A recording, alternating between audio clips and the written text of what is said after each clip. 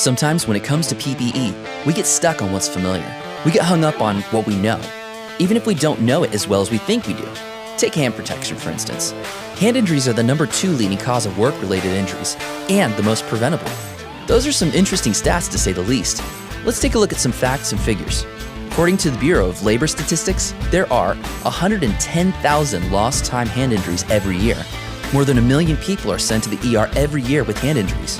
70% of those people were not wearing gloves. And the remaining 30% were wearing gloves, but the gloves they wore were either inadequate or the wrong glove altogether. I mean, it just sounds wrong. Would it blow your mind if I told you that 60% of hand injuries could be avoided just by wearing the right glove? Now, I know what many of you are thinking. I need dexterity. I need to be able to grasp my tools. I'm not saying in any way that workability should be lost because you decide to protect yourself. The days of the one-size-fits-all clumsy glove are gone. Gloves today have features that actually help make workers' jobs easier. Imagine that. It's 2017. Technology has advanced. Our cell phone has the same computing power that puts us on the moon. Shouldn't we expect more from the products that protect our hands? Well, we can. By protecting ourselves with safety equipment designed specifically for the task we're facing, we can spend more time focusing on that task. What if you could use a cut glove that's stronger than steel and coated in polyurethane to protect against chemicals or abrasion? What if you could use an 18-gauge cut-resistant glove that used state-of-the-art technology and a nitrile-dipped palm so that you can maintain high grip in oily or wet applications? What about working with a glove that won't melt, ignite, or conduct electricity, all while incorporating a coated palm for grip? Take all these what-ifs and choose a glove that meets your needs. The results may astound you. Obviously, these aren't your grandfather's gloves. When choosing a cut glove, consider these things. What's being held or worked on? How long is the item being held?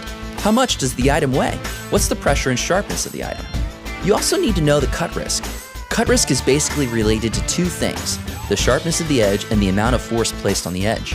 And while we tend to think of cut risk only as sharp surfaces or edges, the dullest edge can have tremendous cut risk if the force is great enough. Here's some things to think about. Is the cut risk light, where you are more likely to suffer from an abrasion in the event of injury? Or is it more likely that you'll encounter a light to medium cut risk that you could end up with abrasions, lacerations, or contusions? Medium to high cut risks require even higher levels of protection in order to safeguard against lacerations or incisions. High cut risks are more likely to lead to deep lacerations and requires even more specialized filament yarns to provide the right protection. Considering these questions will give a better idea of which safety glove is right for the task. There have been a lot of changes in cut gloves. The way cut gloves were measured previously by ASTM 1790 or by EN 388 gave workers a false sense of safety. The new standard, ASTM F2992/F2992M-15, measures more levels of cut resistance and offers a stricter standard about what equipment is necessary to provide the highest level of safety. But listen up, management and safety personnel. Going by the bare minimum for PPE doesn't fly anymore. Just because something is compliant with standards and regulations doesn't mean it gives your workers the protection you think it does. Make sure you choose your safety equipment based on the levels of protection it provides for the job your workers are doing. Check with manufacturers and actually read their product data. I know, you may be saying to yourself, but PPE is expensive. Everyone wants something different. Look, we hear you, we really do, but it's not always the case. By providing a selection of affordable gloves or other equipment that workers will be comfortable in and be able to perform their job, the likelihood of them actually wearing the gloves increases, which means the risk of injury decreases, which also means the chances your company will be paying out settlements, fines, or workers' comp goes down exponentially. Make sense? As a matter of fact, the Safety and Health magazine calculated a 2-to-1 return on investment for money spent on safety. Think of safety gloves as insurance policies. For a few bucks up front, you're ensuring you won't have a claim later on. Still unsure? Well, let me break out the heavy artillery. Here's some of the actual costs of hand or finger injury. $2,000 for stitches, $300 for a butterfly stitch, $10,000 for a laceration.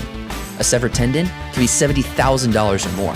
These injuries aren't even the most severe kind of injuries experienced when not wearing proper PPE. Did that get your attention? Listen, we get it. PPE often becomes the first target when it comes to cost cutting. You start to think that if something meets a minimum standard, you can go with the more economical equipment. Unfortunately, this is when workers get hurt and lawsuits happen. Knowing the risks and benefits as well as the cost associated with PPE, you can make better choices in protecting your workers and your bottom line. Because aside from keeping up with the production, keeping costs low, and keeping the train on the tracks, your workers' health and safety should be number one. If you need assistance choosing the right safety products for the job, don't hesitate in contacting a qualified representative to discuss your specific needs and help you come up with a game plan.